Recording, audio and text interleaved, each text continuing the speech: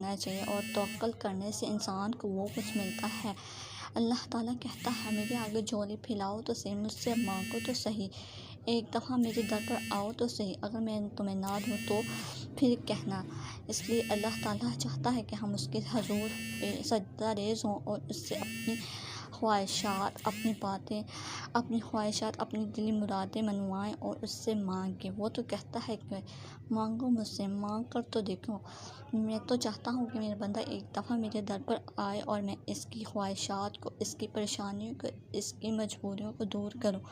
और वो चाहता है कि इसलिए हमें चाहिए कि हमें पूरे अक़ीदे के साथ, तवक्कुल के साथ जब भी हम कोई वज़ीफ़ा करें, कोई भी नमाज़ पढ़ें, कोई भी तस्बीह करें, तो उसको तवक्कुल के साथ करें। तवक्कुल एक ऐसी चीज़ है जिससे अगर हम उसे मांगते भी हैं तो वो इसी बात पर खुश हो जाता है कि मेरे बंदे ने मुझ पर तवक्कुल तो किया है।